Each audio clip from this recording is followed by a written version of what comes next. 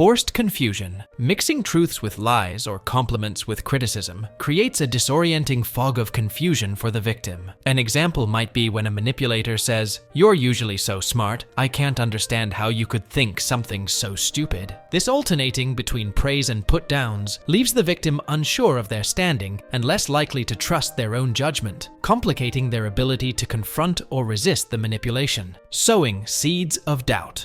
This subtle tactic involves making insinuations or suggestions that others may have negative intentions towards the victim, which isolates the victim and increases their reliance on the manipulator. For instance, the manipulator might hint, "I heard from a few people that they don't really trust you," or "Are you sure they're actually your friends?" These seeds of doubt can lead to paranoia and a weakened support network, making the victim more dependent on the manipulator for validation and friendship. Pathologizing. This technique turns normal reactions or emotions into a problem that supposedly needs fixing. A manipulator might suggest, "It's not normal to feel this angry over something so small," or "You should really see someone about your anxiety, it's not healthy." By making the victim feel that their natural responses are pathological, the manipulator not only gains control, but also makes the victim feel inherently flawed. Selective memory. In this approach, the manipulator pretends to forget events or alters the narrative to suit their agenda, leading the victim to question their recollection of past events.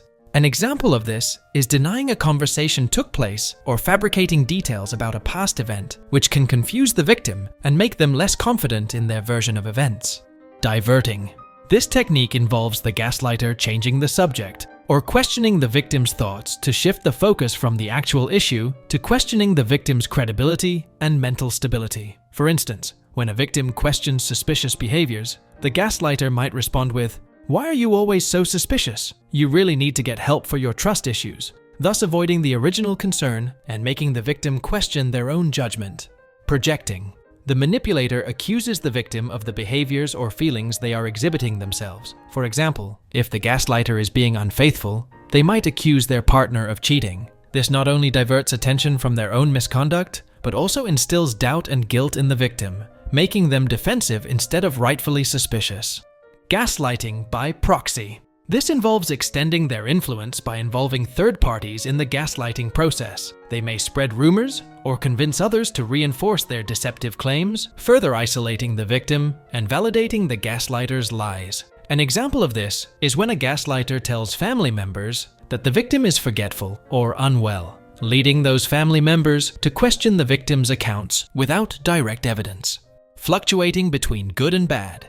This involves the gaslighter inconsistently fluctuating between dismissive and validating behavior, confusing the victim. One day, the gaslighter might dismiss the victim's ideas in front of others, and the next day, praise them excessively in private. This creates an atmosphere of doubt and constant approval seeking from the abuser, leaving the victim unsure of what to expect and reliant on the gaslighter's shifting approval.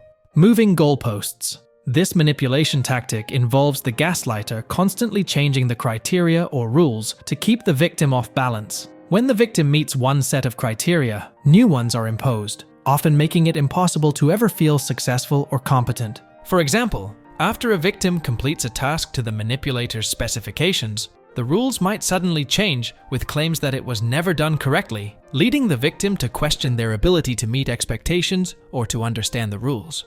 Blocking and avoiding. Rather than addressing the victim's concerns directly, the manipulator refuses to engage in conversation about them. They might block the discussion outright, avoid serious topics, or dismiss concerns with laughter or derision, effectively preventing any real dialogue. An example could be abruptly ending a conversation with, "I don't have time for this nonsense," or quickly changing the subject to something trivial when the victim tries to discuss something significant, leaving the victim's concerns perpetually unaddressed. Withholding information. Often, a manipulator will pretend not to understand or refuse to listen, making the victim's concerns seem unimportant or unfounded. An example of this is responding to a complaint or question with feigned confusion or ignorance, like saying, "I don't know what you're talking about," or "You're always so confusing," effectively shutting down communication and making the victim feel unreasonable. Reinforcing doubt.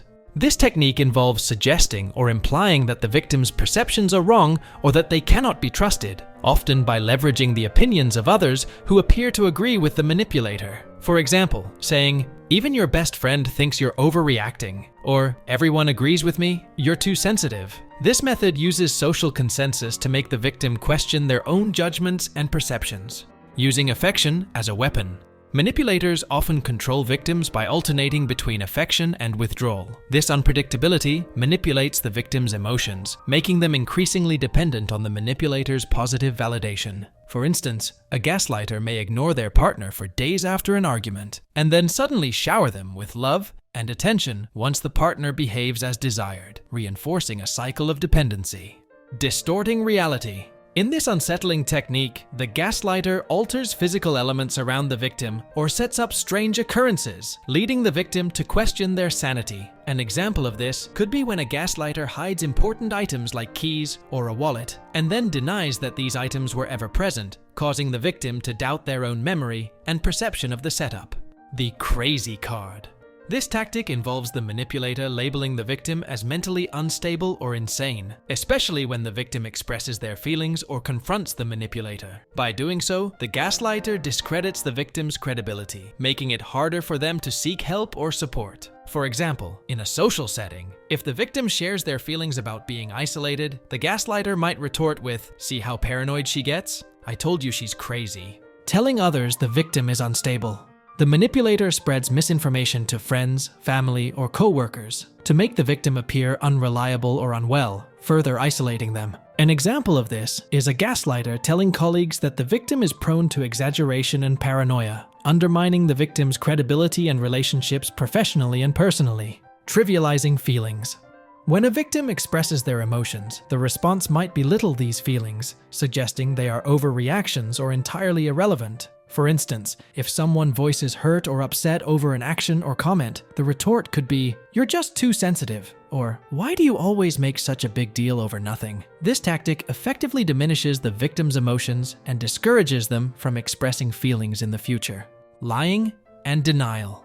This technique involves the manipulator outright denying the truth, even when faced with concrete evidence. By blatantly lying, the gaslighter makes the victim question their memory and perception of reality. For example, if a victim confronts the gaslighter with a message they sent, the gaslighter might respond, "I never sent that," or "You're making that up," even though the evidence is clear.